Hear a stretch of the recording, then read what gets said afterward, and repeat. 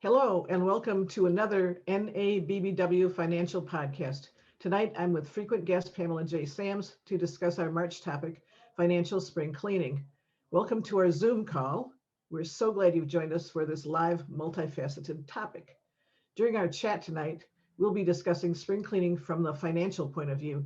You might think of this sort of like cleaning up from the Marie Kondo point of view, as we'll be talking about bringing all of our financial planning and dealings up to date, getting rid of things that no longer serve us, and making sure everything we keep has a proper place and that we keep it there.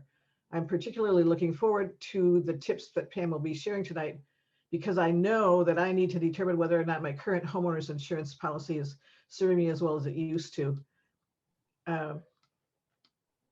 We received a notice from our insurer that they're unilaterally making some changes to policy for owners of homes that are part of an HOA, and the changes that didn't look like they were going to be in my favor. So I'm going to be researching that first thing next week, which totally fits into this concept of getting rid of things that no longer serve you. But I don't want to lose my focus here, so let me keep introducing myself and Pam.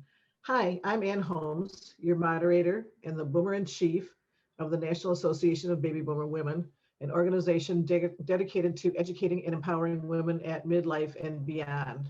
And as I mentioned at the top of the call, with me to discuss effective financial spring cleaning techniques is Pamela J. Sams, BFA, CRPC, MPA. Pam is an expert in personal finance, president of Jackson Sams Wealth Strategies in Herndon, Virginia, and a monthly guest who covers important information related to money and financial planning. She's a chartered retirement planning counselor and NABBW's financial planning associate. Now, before we can launch into tonight's discussion, I need to play a quick audio clip just to keep us legal. Securities offered through Securities America Incorporated, a registered broker-dealer, member FINRA SIPC. Advisory services offered through Securities America Advisors Incorporated, a SEC registered investment advisory firm. Pamela Sams, investment advisor representative. Jackson Sams Wealth Strategies, Securities America Incorporated, and all other entities named are separate entities. All right. Thanks for joining us again tonight, Pam. Yeah, thanks for having me once again. These months are just flying by. Oh, I know. I can't believe that. It's practically the end of March. Yeah, exactly. And here we are talking once again about spring and spring cleaning as it relates to financial planning. I'm sure a lot of times people also do their spring cleaning, going through their homes. And it's similar, concept that you would do with your finances as well. And I really, like your example, because, you do have to start getting rid of things that don't serve you anymore. And I think a lot of times, especially with our homes and with our finances, we just kind of let things slide. We don't revisit them. And, it's just too much headache because now you have to call and figure out, what's going on with that. And sometimes it just gets nerve wracking just to put time in your schedule to go over these things. Oh, so I know. I read the letter. Read the letter to my husband and said, we have to figure out what this is all about. And he said, yeah. And that's all he said about it. So I think he's kind of leaving it up to me. So exactly. But it just, we have to stay up on top of all of those things. So I'm glad that you're bringing this up, even though you're saying we talk about this every spring. But let's dig right in with your first step. We got 10 steps here. Your first step is get organized by cleaning out files. And that's a really important one. Yeah, that's a really important one. And now, what I would suggest is, a lot of people are going digital, a lot of stuff in the clouds, depending on how comfortable people are with that. But if you do have, just the old files that are in your file cabinet, really go through them on a consistent basis, throw out things that you no longer need, the water bill from 2 years ago, or the utilities, from 3 years ago, things like that. And a lot of it, if you what I suggest for most of my clients, if they don't like a lot of clutter or a lot of paper, really sign up for the electronic copies of their statements, because you can get so much information, and then you feel that obligated to file it away and put it away. And then I get clients saying, hey, I got that statement, from 5 years ago from you, should I keep that or should I not keep that? And probably 5 years ago, probably not. And the one thing as well with my clients, I do keep a copy of their statements on a digital file. So I do have that just in case they do need it to Mhm. come back and look at some things. If it's stuff that they want to review that's a little bit older than they may have. Mhm. But here you're really looking at setting up a consistent file system. Go out to the store, get some really nice file folders and the tabs Mhm. and all of that if you really want to do hard copy file organization, and then Mhm. really put those into proper categories. I know sometimes people have stacks of paper on counters or places, you know just like what Marie Kondo said, it lives here. You make sure it goes somewhere where Mhm. everything has a home. Right. And so with your files, the same thing with your financial files, you want to make sure it has a home, either in a specific drawer. I had one client tell me once, it's like, you send me so much paper, Pam, that you actually have a whole file drawer in my file cabinet. I don't want to be that person. That's why I tell them to sign up for the electronic statements so that I don't have to take up a whole file drawer of stuff that I Mhm. send them. But that's the concept, is that you would put all of your documentation. If you have investment statements, that's where that goes. If you have tax return copies of your tax returns, it would go into certain file folders. But clean it out on a consistent basis so you're not cluttered too much, with overstuffed files with things that are 2, 3, 4 years old. You don't want to do that with that. And then, just as you're going through, as you're kind of organizing your files too, like I said, the digital format of your things. I know a lot of times people really don't know how to organize their electronic files. You have, documents all over the place. Same Mhm. concept. You have file folders. You'll have one main document folder. You may have subfolders in there with, financial investments, taxes, and then the same way you just kind of stick it in there. I know a lot Mhm. of a couple of years ago, they have these really nice scan things where you can scan in hard copies of documents, and then you can Mhm. basically digitize them and put them in file folders, so you don't have to worry about keeping a hard copy. So I've actually transitioned most of my office to a digital base, so I don't have to deal with a whole lot of file folders. And then everything is electronically filed away and then kept on a cloud and also on a backup disk for that. Because I know a lot of people like, well, what happens if something happens with the cloud? Make sure you also have a backup copy Right. on either external hard drive, so you'll have a copy of the files. Mhm. Excellent. Now, step number 2 is one that you talk about a lot, but we always need to bring it up because so many of us are not good at that, and that is creating a budget.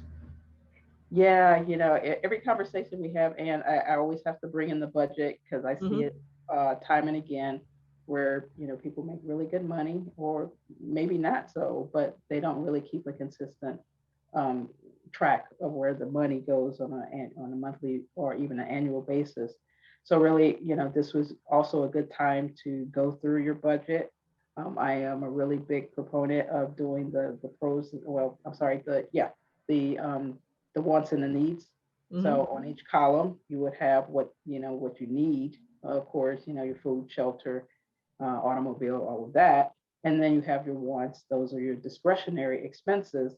And then if there's some areas that you think you can cut back on those discretionary expenses, that's where you want to kind of where you first get started with Mhm. trimming your budget and curbing your budget as well. So that's what you want to do is wants and the needs, all of your the needs in your house, your mortgage, and all of that, and then you have the other.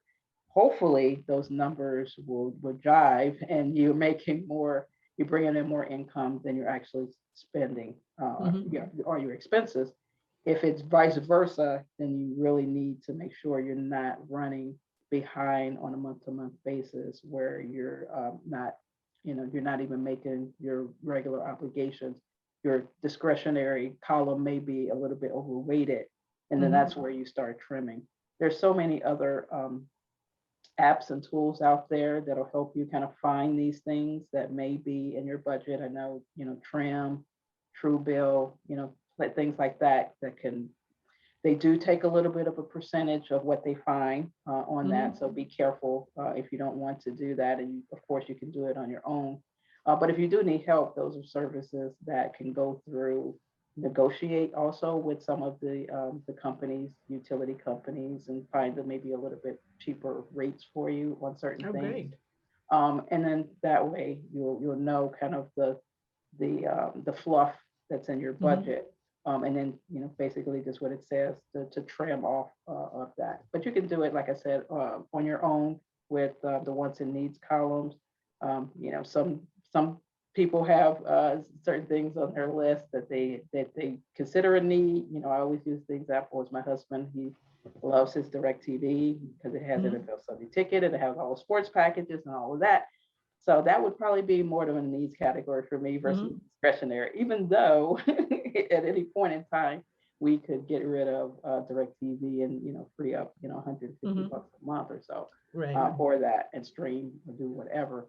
But it's a trade-off. So we compromise. I put it in the needs column, and then I get a chance to take something else off of the other side. But that's what you want to really focus in on when you do the budget. And when I mean budget, I mean it is really trying to kind of streamline your expenses. Cash management or cash flow is different than your budget. What you are actually spending, that's what you're spending. A budget is I want to be in a certain range of what I want to spend money on. So the actual cash spending and cash management versus the budgeting, two different things. So I always go through the exercise with my clients and figure out, okay, this is what you have spent on, let's say, dining out or food. What do you really want to be spending? And then let's try to curb and then put you in those parameters as well on a monthly basis. The categories that I do see people overspending all the time, of course, is dining out, those sort of things, because it's just so easy. Especially now in this pandemic, and we've probably cooked over 150,000 meals over the past year at home that we just don't want to cook anymore. So it's easy to just say, hey, I'm gonna order a pizza, or I'm gonna, pick up something curbside and things like that. But not to say that you can't do that.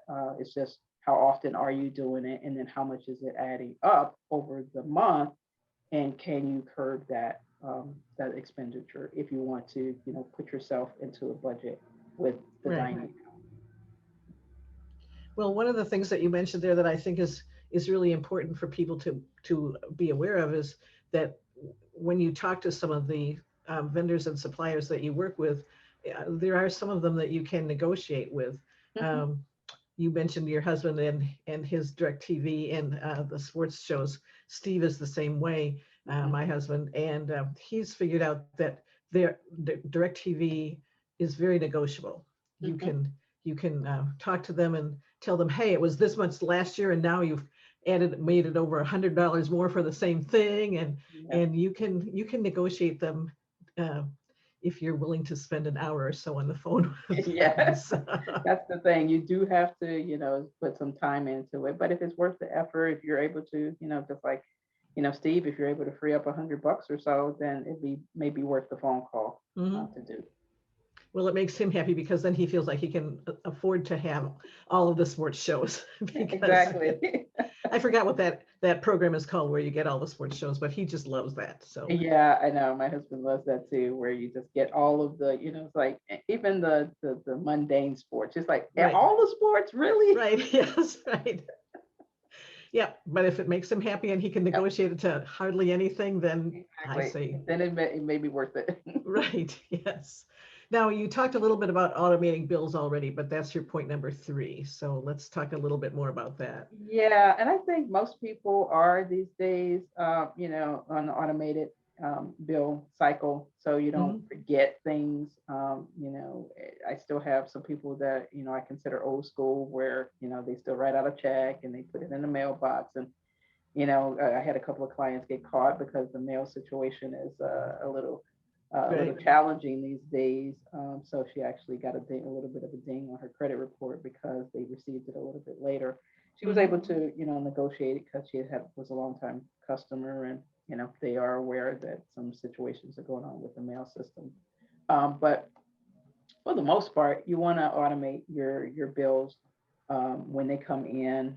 Also, this will help with your filing system if you get electronic copies of your Hmm. bills. I know for my utilities, gas bill, electric, I get the electronic copies. They'll send me a hard copy, and then I pay it electronically as well on the website, or have it automatically drafted from my bank account from that. Hmm. But that's the way you want to, set it up so you don't forget that there's a bill outstanding. If you get a paper bill, sometimes, if you don't have the proper filing system, you'll set it aside, and next thing your electric bill hasn't been paid, and you get the past due notice, and you get late Hmm. and all of that. So if you automate your bills, then that way you don't have to worry about things slipping through the cracks on that. Right.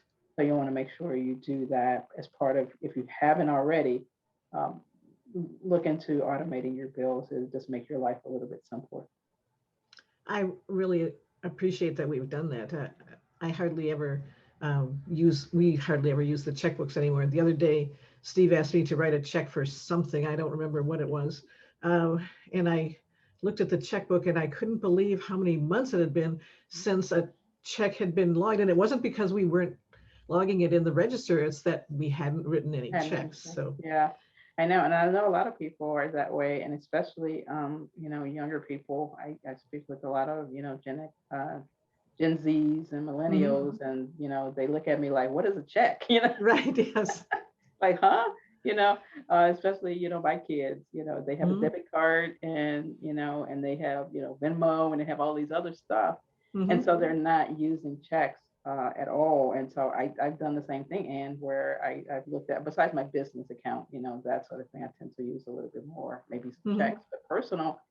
I went to, I paid my cleaning service and stuff like that through the check, but I went to look at it and I hadn't logged in, like you said, hadn't logged it in a long time, because I just Right. don't, through my, utilities and all of my regular bills. All of those are automated, so I don't have to write a check out Mhm. anymore and buy stamps. And I have bought a book of stamps for the first time and last week, because I Mhm. needed to, do a few things. But other than that, I hadn't, or been to the post office, because all of the bills have been automated. So I don't have to worry about doing that and forgetting something. And I have everything on a schedule on when it's going to come out during the month. So I know Mhm. we don't get caught with not having enough funds. And I know that's scary for a lot of people. They don't want to automate things that come out automatically, because it's kind of hard to keep track of when stuff is going to come out. But if you put a system together, certain bills are going to come out on the 15th, the 1st, the 30th. Usually that's kind of the time frame of most of your bills. Just making sure you have enough resources during those times, so you don't end Mhm. up bouncing any particular bill because you didn't have enough funds in that. And I know that's usually the reason why a lot of people don't want to automate bills, because of that fact. But I think if you kind of sit down and just work out a system, you should be able to automate most of it. Mhm. I would agree. And it's since I used to be the one who wrote the checks, it's really nice to hardly ever see the checkbook anymore. Yes. So, all right. Exactly. Point number 4 on your list of 10 is start an emergency fund. Yes, that's always on my list too. Especially now. I mean, and I know it's hard, for people, especially people who have been either furloughed or lack of work or out of work for the Hmm. past year because of the pandemic. But this is usually the time where um, having an emergency fund would have come in handy, during these particular points in time where you may not have resources coming in on a consistent basis. So establishing even a small emergency fund, putting something away, so things that pop up in your situation in an emergency case like you are now, that you'll be able to Hmm. float yourself for a month or 2 months. And like I said, I'm not, slighting anybody who like, where's this emergency funds going to come from? Because I just don't have resources right now. It's just really just a matter of paying yourself, putting away, squirreling away what you can to build up an emergency fund. If it's $5 here, $10 here, it adds up over time. But the focus is to try to build up an emergency fund the best you can, especially during this particular point in time. It may be a little bit tough, but now may be a good time to think about it for future. So if something happens, not this catastrophic, but if something happens and you need cash right away, having something that's put away for yourself in an emergency fund. It's really important, and I understand exactly what you're talking about, how people think that they've got everything is, what's the word I want? We need all the money that we have to pay all of our bills. But I've noticed something interesting. I've been buying my groceries lately from Walmart, where I, order them online and then I just go pick them up. I mean, that's my pandemic way of getting groceries and I love it.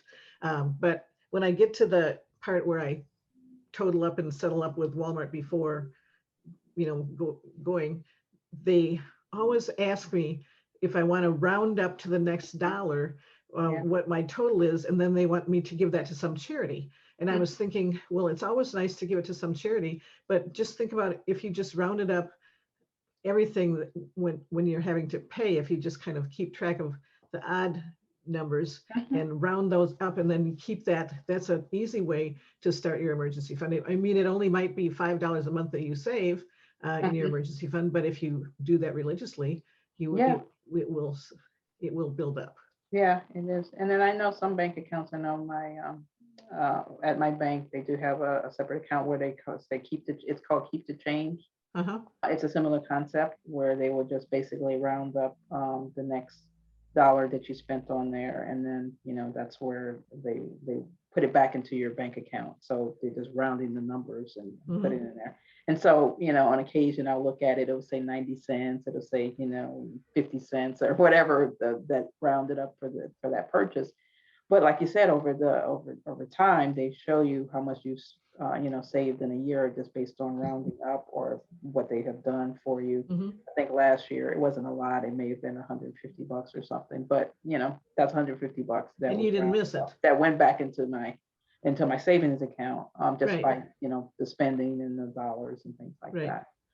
So if people want to look into maybe having a bank that does that, it's like a Keep the Change or round the dollar or something like that, then that may be an easy way to do that.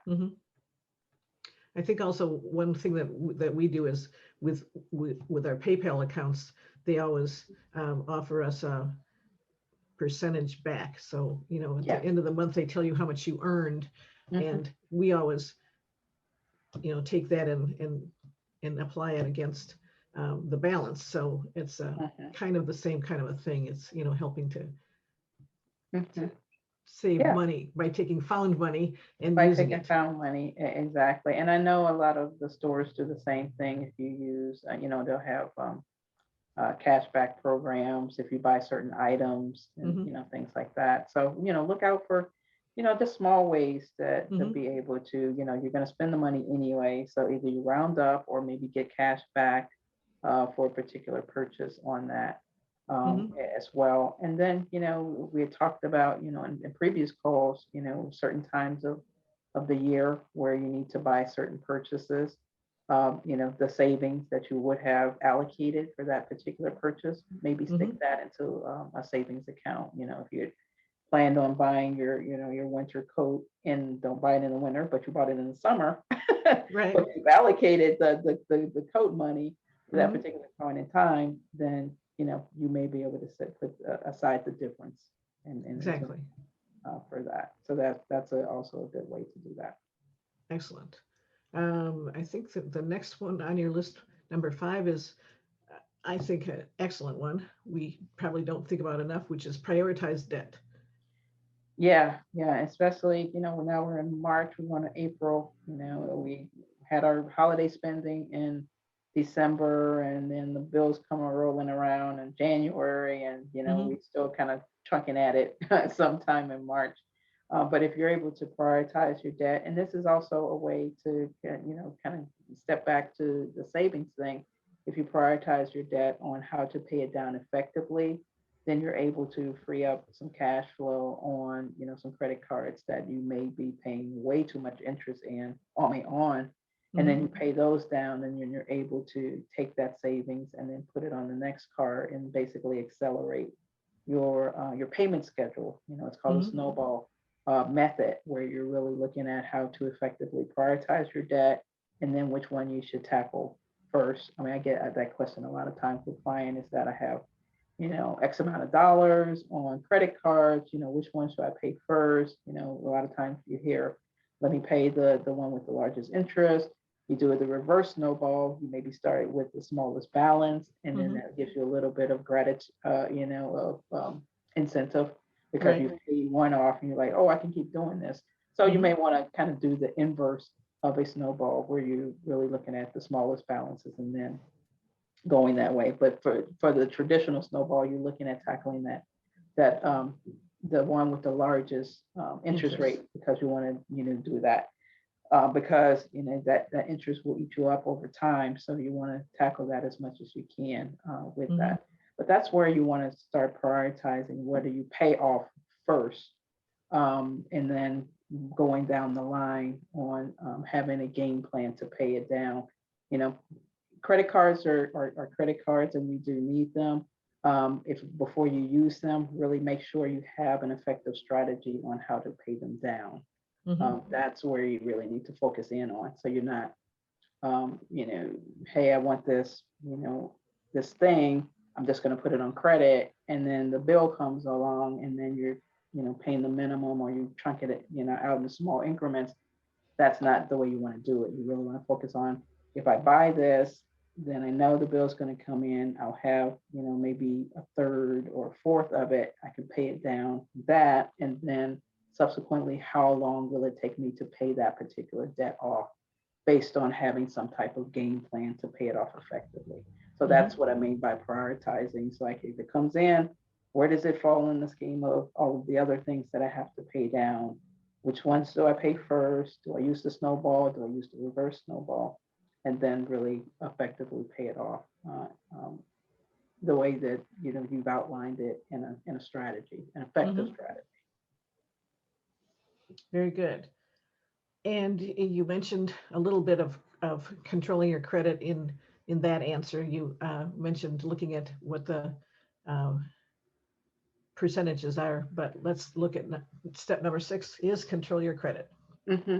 Yeah, so looking at controlling your credit, I always tell people to review your credit report on a consistent basis. You don't have to look at it every month. I mean, I know some people have credit monitoring services, and they give you kind of an update monthly, but at least once a year, you're able to get access to your credit report through annualcreditreport.com. They give you all three: TransUnion, Experian, and Equifax. So you're able to get a copy of your report. I always say at least the first part of the year and the last part of the year. Or if you're going to be buying something, or you're going to be applying for credit, you may want to pull it prior to you applying for credit, if that's somewhere during the year with that. But that's only going to be the report. It's not going to be your score. The scores generally, it's the credit bureau, so they charge for these things. So all of them have their own individual scores. You can be higher on one versus the other. So don't get discouraged if, one particular score is a little bit different than the other. All of them use different factors when they do that. When you're applying for credit, you may want to look at the composite score. It's usually a Vantage score. All three credit reports. So usually mortgage companies will use it. Auto loan companies will take a look at what they call a composite Vantage score. And then that's how they determine how much how much credit they will extend to you as well. So you want to, look at controlling your credit during, as you're starting to do your spring cleaning. Take a look at what's on your credit report, or pull your credit report if you haven't done it already. Just to make sure something is not on there that's an error. I recently had, something that popped on my credit report, and I had no idea what it was, and it wasn't even mine. And so I did have to go back and dispute that, and it recently came off. It does take, that full 30-day cycle for them to investigate and get it off of your report. But, if I hadn't reviewed it, I mean, I do have a credit monitoring service on it. But if it didn't pop up, I wouldn't have known. And then I'm like, where is this coming from? And if you have those things on your credit report, they could be dragging down your score and you not even know it. And that's why you need to be diligent when you control credit. Know what you have out there. You're not willy-nilly as well out there just applying for credit cards and have a lot of outstanding debt, but also know what's on your credit report and looking and pulling it when you're going to apply for credit, because you don't want any surprises when you're sitting in a chair at the dealership and then all of a sudden you're declined or something happens and you like what was that all about, and then you'll get a because of the Fair Credit Reporting Act, you'll get a free copy at that point if you're ever declined credit. Right. But you don't want to be in that seat and not knowing where you stand. So at least pulling a credit report on your own. When you pull your credit report, it doesn't lower your score. So you can go in as often as you would like to take a look. When you apply for credit, it's called a hard inquiry, and you don't want to have too many of those out there because then that will drag down your credit score. So you don't want to do that when you're looking for credit. Yes, and I know I've told the story before of how I didn't realize after I got divorced that my husband's debts did not come off of my side of my personal credit report. So I was recently divorced and trying to make purchases because I, had to furnish a new apartment and everything, and nobody wanted to give me any credit, and I could not understand why till I finally pulled my credit and said, oh, because based on my income, I cannot afford all his debt. Yeah. So. Exactly.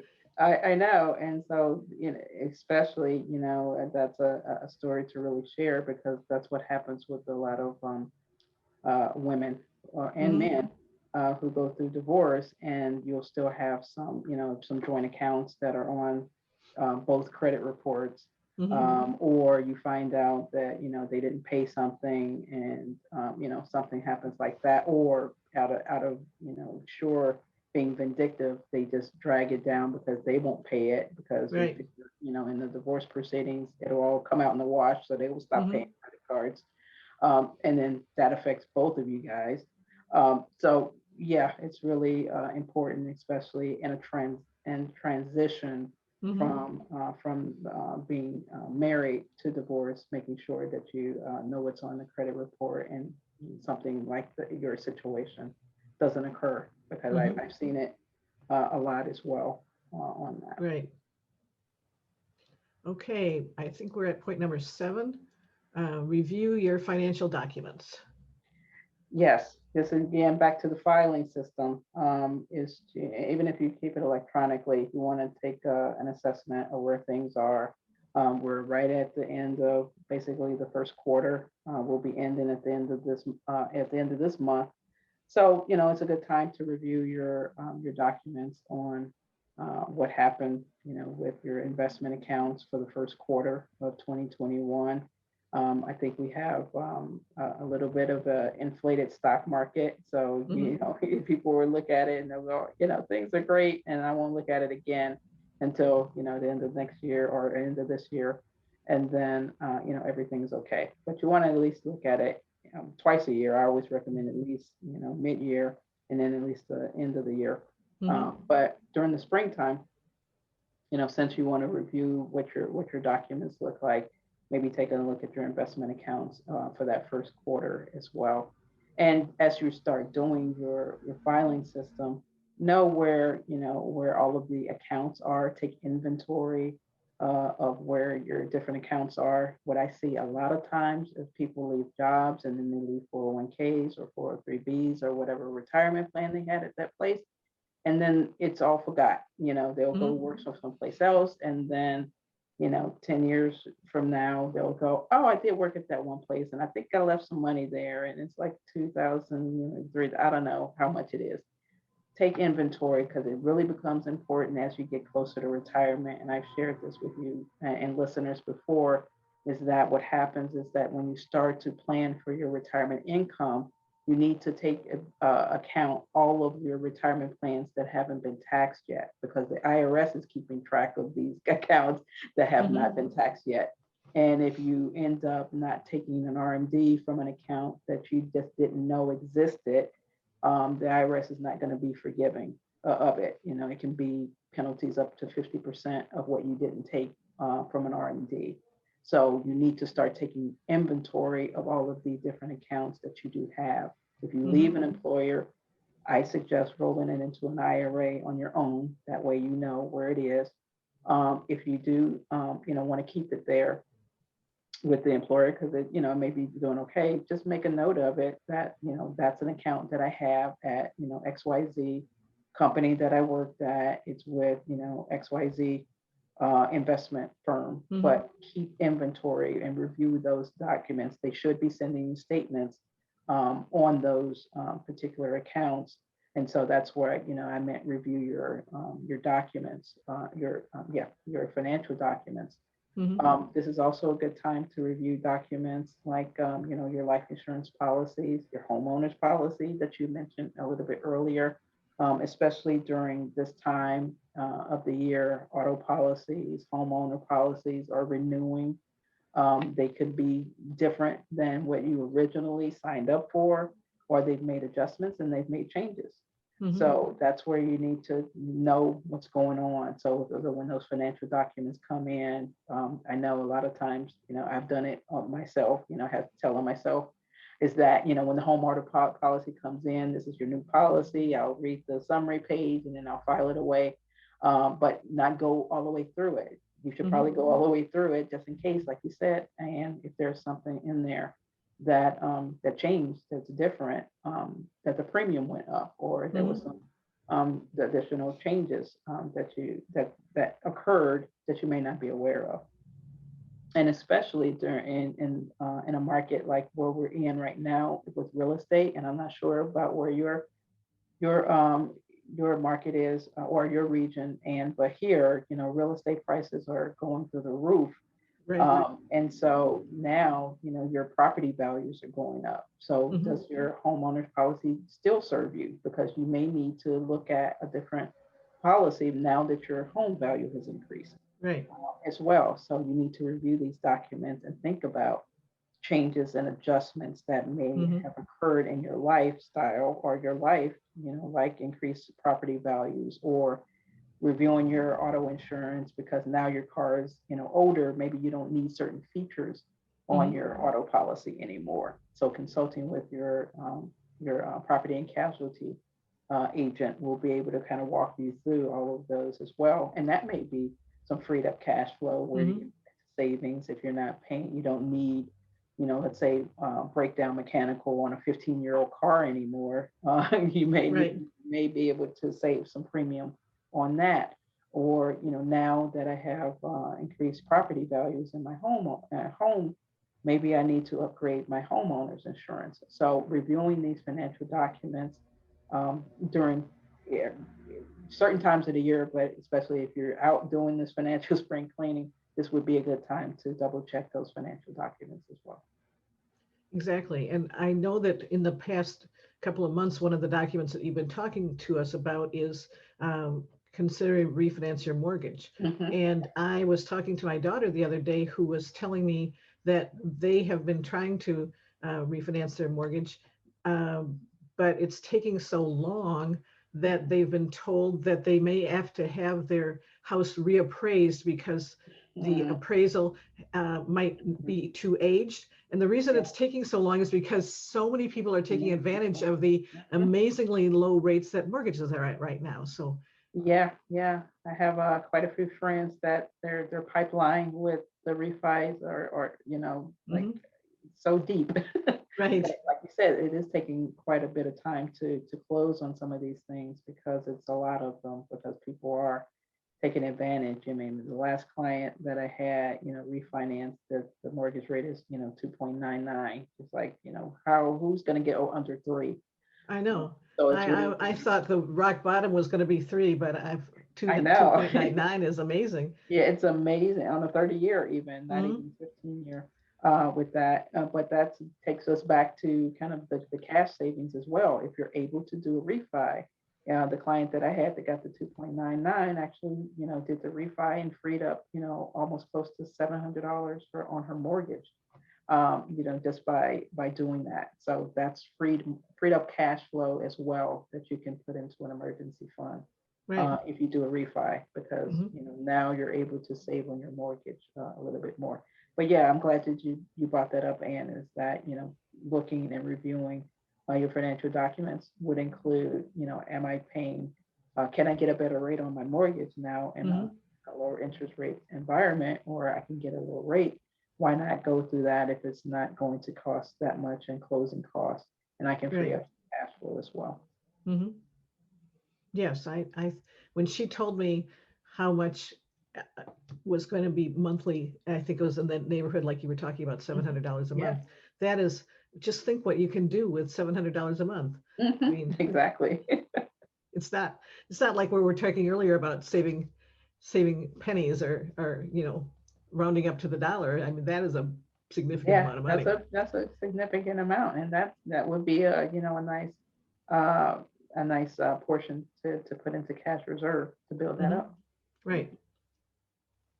All right. I think now we are at number 8, which is one of my favorite ones. I really like this one. So, personal binder.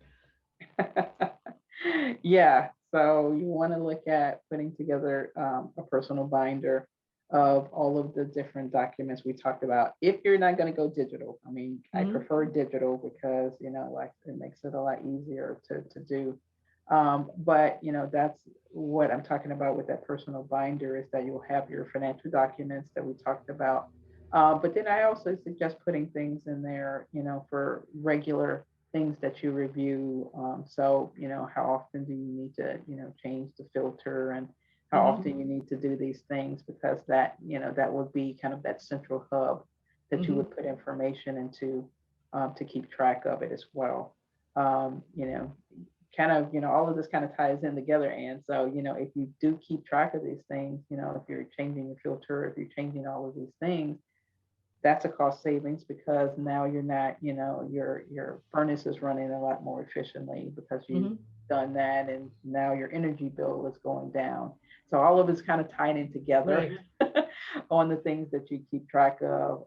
And I just always suggest that, when I first uh, purchased my home, we had a home built. They gave us this big binder of everything on how the house runs, Mhm. on, this is what you need to do here, this is what you have, all of that. And of course, all the warranties that were established with the different, vendors that put things, hardwood floors and all of that, to contact. But that's my go-to when something happens in the house. I Right. pull up the big binder and I go, okay, page number 30, Right. condition, or, whatever. And that's kind of the system that you want to set up as well with your finances, is that having Mhm. a binder, kind of that go-to, that you can, review on, what's my homeowners, what's my auto, what's my investments, what's, Mhm. my 529 for my kids, and, all of those other things. And then maybe some personal things, like I said, which would be, maybe how your house runs, maybe a different type of binder, but you want that to put in place. So you have that go-to piece where if something happens, you can pull it out and say, okay, Right. what's going on with this now? Copy of your tax returns. I didn't mention that in the financial documents, but you want copies of that. Mhm.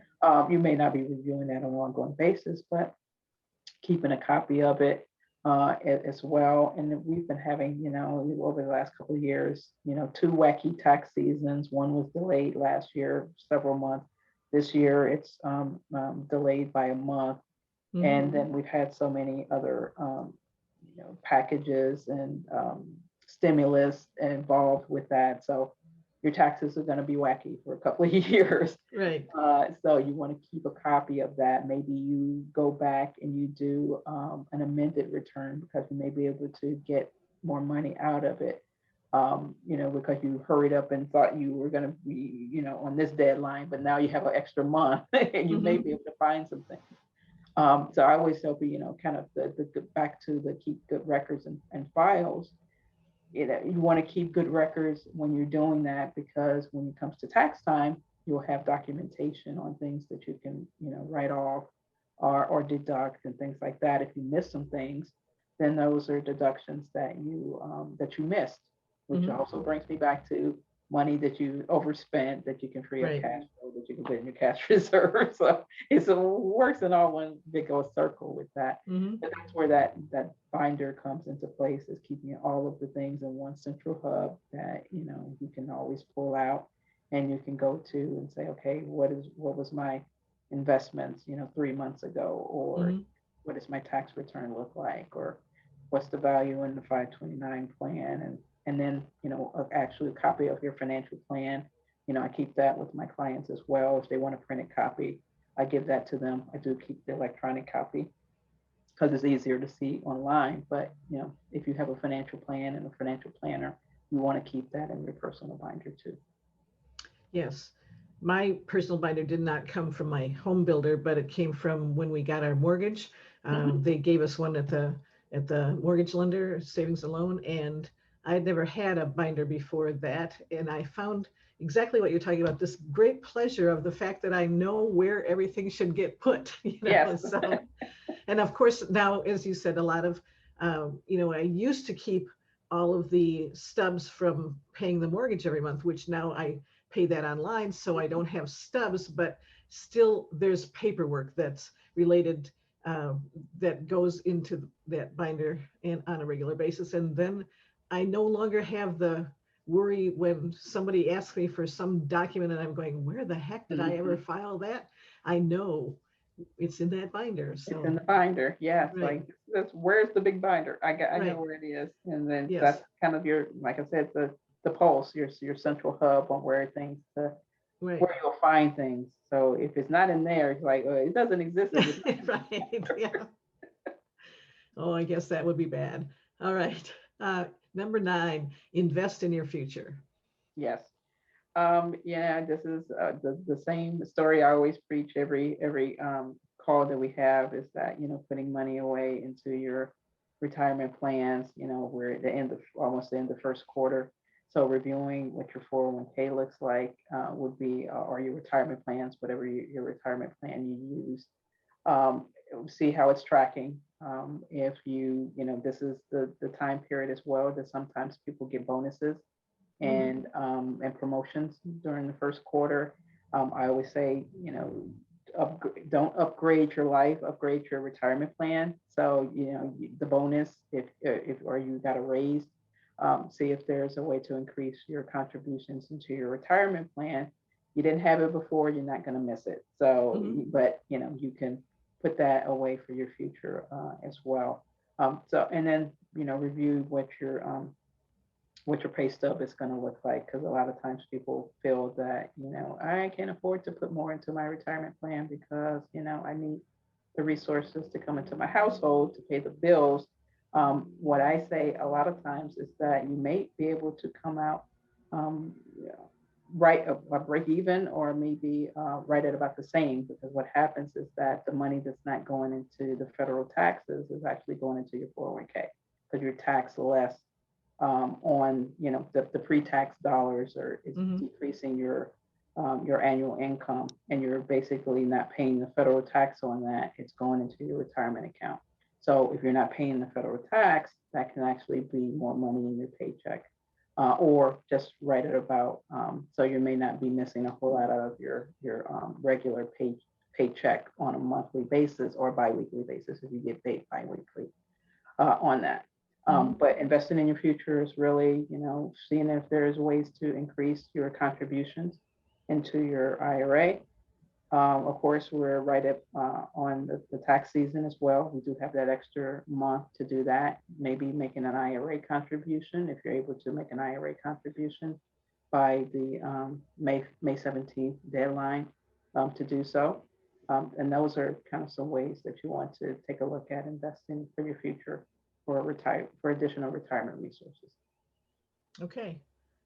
And that brings us to your step number 10, refining financial goals. Yes, I know we're in the first quarter, so a lot of times people do their financial resolutions at the beginning of the year, and then by March, it's out the window.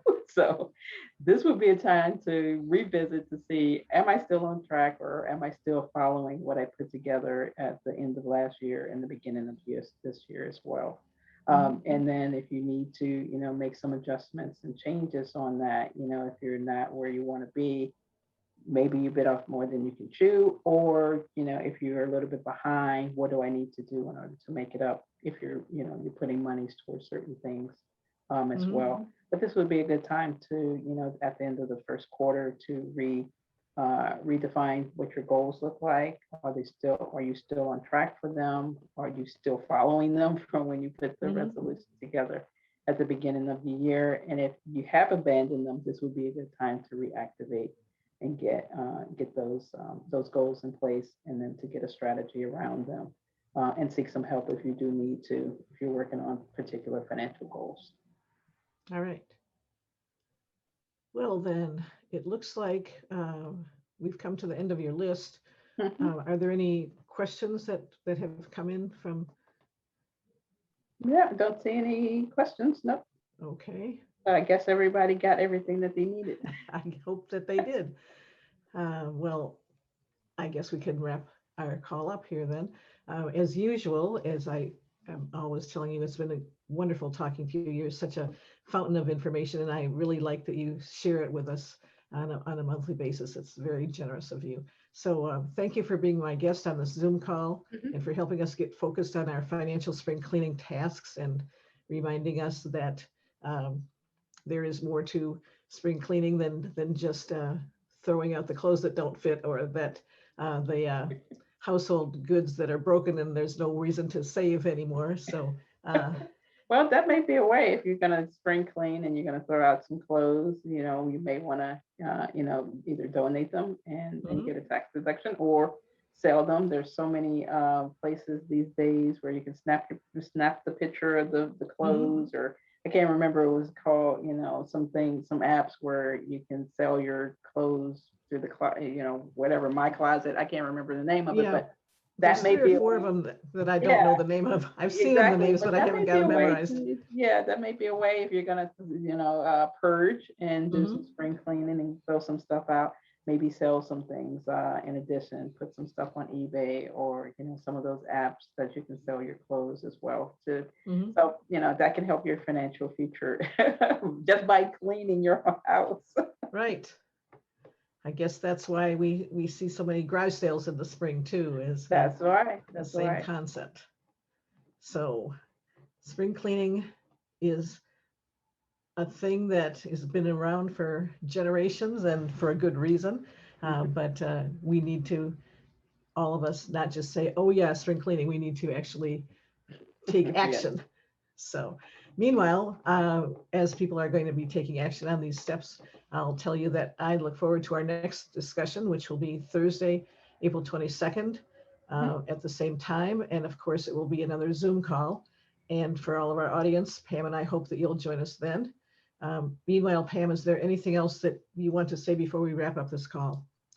I think we got everything, but for listeners, it's a good time to really kind of take the steps and go through which ones that you need to do. Some things you may have implemented already, but if there's some things that you took note of and you want to implement, it's fairly simple.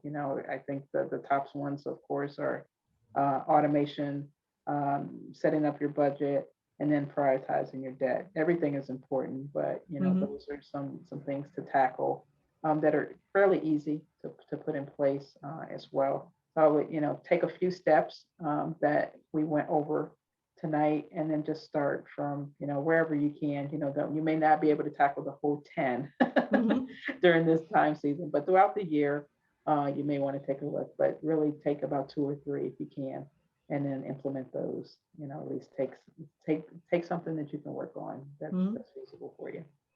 And really think of that binder because it's really Yeah. been magical for me.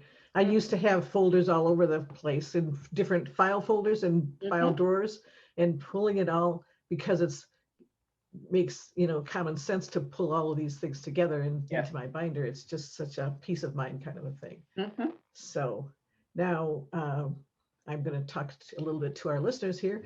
Thank you so much for joining us for this great call with Pamela Sams. If you have any questions after the call tonight, please feel free to email Pam. You can reach her at pamela@jacksonsams.com, or go to her website, which is www.jacksonsams.com. And I think you can see that if you've been watching the call, because you can see the great background that she's got with the swan, which is her logo, and the Jackson Sam's name. So keep that in mind. She'll be happy to talk to you after the call if you have something that comes up. And if you'd like to know more about the National Association of Baby Boomer Women, check out our website, nabbw.com, or our forum at boomerwomenspeak.com, and our Facebook page, facebook.com/NABBW. We also have a forum at Baby Boomer at Boomer Women Speaks, but that's not very active right now, so probably not a lot of current content there. But it's there, and there's lots of resources there. So thanks everyone for Zooming with us tonight, and good night. So talk to you again in April. All right. Good night. Good night.